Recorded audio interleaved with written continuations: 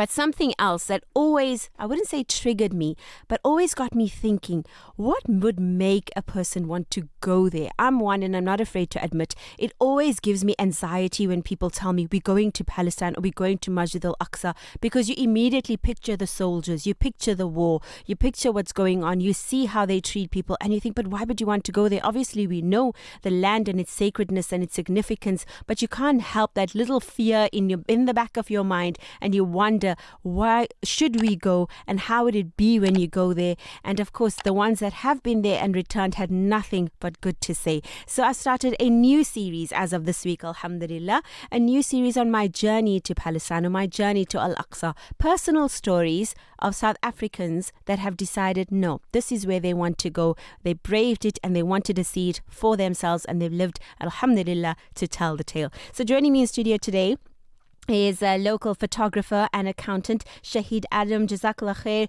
for joining us in the studio today. It's a pleasure having you and for being willing to share your story with us. Assalamu alaikum. Wa alaikum assalam wa rahmatullah. Jazakallah for having me. It's a pleasure. Good Thank you so much. Alhamdulillah. Good to have you back as well. Now, I must, as you did hear me say as well, I'm not afraid to say it, and I'm sure a lot of people would ask. You do get the people who are skeptical about going. So what made you decide that, no, this is my time, I'm going to visit? For me, I actually, it was like a secret dua of mine for about 2 years prior to that, where I really wanted to go. I think it was in Ramadan of 2021 when that Sheikh Jarrah raids happened, and then the following Ramadan was just the raids of Al-Aqsa, and there were a lot of arrests and stuff. But this has been happening for so long. So growing up, 75 years, that's my whole life. It was always a thing. And as more in recent years, I began researching more about Palestine and the country, and I was sort of really drawn to it, the historical significance in both in the Islamic era of the prophets and after that. And it was seeing what was happening there really made me want to go there even more, so to speak. Especially, I think that Ramadan of 21 was when I started making that dua, and then 22, and it was December 22 that I went, alhamdulillah. Alhamdulillah. And that's beautiful. So a lot of people, they had this yearning or somewhat a calling, you can say, where you feel, no, this, you visited, have you been for Umrah as well? No, not yet? No, not yet. So this is the first one for you. MashaAllah. So I'm sure that must have been quite an experience, but for people to realize the significance this place actually holds in our religion and in our lives, the importance of it. Did you have any preconceived notions that this is what it will be like? Maybe did people come tell you when they heard that you want to go there, it's going to be like this, so it's going to be like that? What was going through your mind prior to going?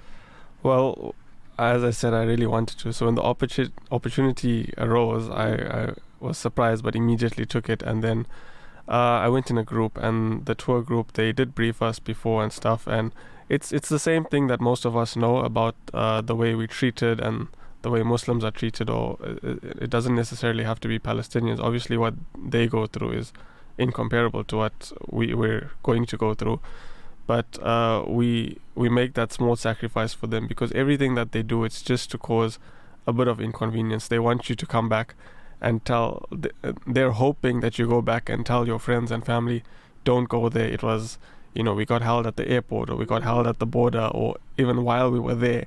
Everyone, to instill that fear. Yes, yeah. Even if it's not, if it's an irritation or any minor inconvenience that they can cause you, they will, because for them, for the sake of it, it's psychological warfare. That's what the Palestinians, what's happening now, is by far beyond worse anything else. But aside from the headlines, the day-to-day 24/7 is psychological warfare, which is also something that's it's hard to fathom living in such a condition if you have to live in it 24/7. So you can understand, like, to see it firsthand, you really understand like what they go through and the level of iman and that they have and hope that they have, and why they're so strong against the resistance despite going up the forces that they're going up against. That's an important point that you just made now. You understand why the resistance is so strong. That's such a crucial point, because when the world's attention, they make you think, Hamas and now terrorism. Yeah. They think, all these people are bad and it's because of them this is happening. And they begin to almost make you question now, why, is it wrong? Should we be embarrassed to be associated with that or say biruh biddam or, are we looking too like violent for people, making them uneasy. But yet, like you're saying, they are fighting that occupation and they're fighting that resistance. So your first impressions now, you reach there. It's going to be too long if we're going to go through the whole journey and getting there. But you actually get there for the first time. It's now hit you that this is where you are. You hear the announcements, perhaps the airport. What are the first things you see? The first visuals that give you that realization, this is where you are. So the first impression was the border crossing from Jordan to Palestine, because we went via bus, and that was our first, obviously, meeting with IDF soldiers and personnel and stuff, and it was everything we were expected, and we were briefed on beforehand, and we were told if it's your time to go in, you'll go in. If you are turned away, you turned away. But Shukr, I think there was only one person turned away, if I'm not mistaken, but most of us went through.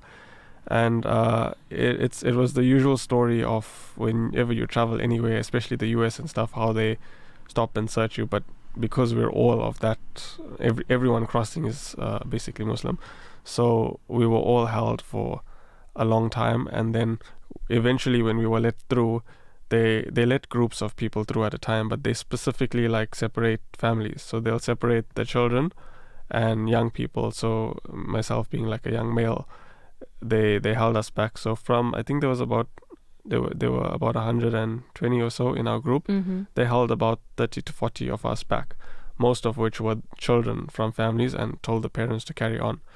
So from those families, I think 1 or 2 parents stayed with their children, and then the rest of us were held back, and they just told them to go. So they had to continue the journey to the hotel, which was about 3 or 4 hours. While the children at the airport? Oh, yeah, and we were just held at the border for about 4 or 5 hours or so, something like that. Yeah. What do they do? They just held us. They interviewed individually, one by one. Not everyone, but they took certain people one by one. They didn't interview me, but I would have rather they would have. They took kind of younger children and stuff, and they just asked them questions in the room and stuff. They went through people's phones, and they literally ask you to unlock your phone, and they go through everything, your apps, your everything. So when the first person went and came and told us, everyone was trying to clear their phones and stuff. Not so because we are ashamed or embarrassed of what. No, but just to avoid. We want the end goal is to get in. Yeah. And so that was our first experience. Yeah. Would you have any idea though? What would they be looking for? I suppose if you're associated with any organization or you're affiliated with anyone, are those the kinds of things they would be looking for on your phones, I suppose? I think so. They also ask questions about your family heritage, your grandfather and stuff. So I think they're trying to find out, or if you have a similar name to someone that's on their list Okay. On their list are obviously known Palestinian people, and then journalists around the world that have spoken about Palestine. So one of the gentlemen, his son had a similar name to someone that was a journalist that spoke about. Actually, I think I'm confusing the story with Assyria, but it can get confusing. I'm assuming. That's what they were asking. Do you know this person? Do you know that person? Who's your grandfather? What work did he do? And that's what the people said that they asked them. Incredible. Now, of course, the end goal of this, not really the end goal, but the main goal is, of course, to see Bayt al-Maqdis, to see the Al-Aqsa compound. That's what your eyes yearn to see. You want to be there. You want to see that gold dome. You want to go into Masjid al-Aqsa. But you've seen it now all the time when fighting erupts or when war erupts and how they guard those doors. You've seen those visuals and those images. So what was that like, getting there for the first time, taking that walk into the compound, and what went through your mind at that point? That, I think, till now, if you had to ask me, my best experience from the trip was the first time you walk in and you see it, and you've always seen it in videos and pictures, and especially when these things happen, and it's surreal, that first time. And it was very, very peaceful, because usually when you see it, there's always fighting, or there's always soldiers, and the soldiers are at all the gates around the compound. They stop you, they search you. We're as foreign citizens, as foreign nationals, we're protected by our passports, but we still get that same treatment, whereas the Palestinians, they have no protection, and so that treatment is far worse. But once you're in, and once you like walking through the compound, through the main masjid. It's a surreal feeling, and it's like, for me it was something I wanted and something I thought about, like I wonder what it would be like to, walk where they walked. You don't know who it could be, any number of the Anbiya, and like see, pray where they prayed. So it was a very surreal feeling and very beautiful, very peaceful. And I know you're saying you're scared, but honestly, when you do it, you'll see it's worth it. And they want, and the hospitality, and they love you for coming there and for showing that presence.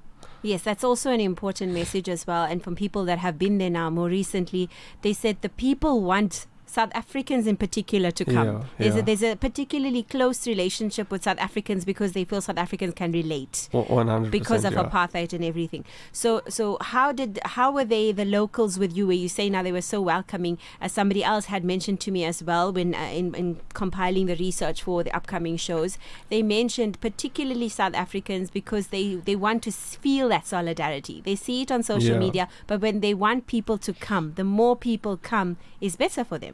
It is. Essentially, the forces, they are afraid of us, of Muslims. So the more, just our presence. I mean, if you look at a picture, when you're seeing a little boy going up against an armed soldier in the tank, and if you look at that dynamic, who's afraid of who there? Yeah. You have everything behind you, and you still, and this is just a child. You're just afraid of him because of who he is, because of he is Muslim, because he is Palestinian. So just to, like, the people coming.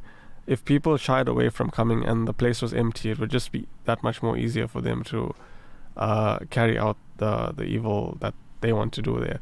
But the people, as your question to how they respond to South Africans was crazy, because while we were there, actually, by my count, I counted 5 other groups of people that were also there, groups of South Africans. So it was almost like a local going to the Eidgah and seeing someone, like my dad in the masjid. Every day we'd see like someone from Durban, actually, and it was crazy, like bumping into them coincidentally, being in a foreign land like that.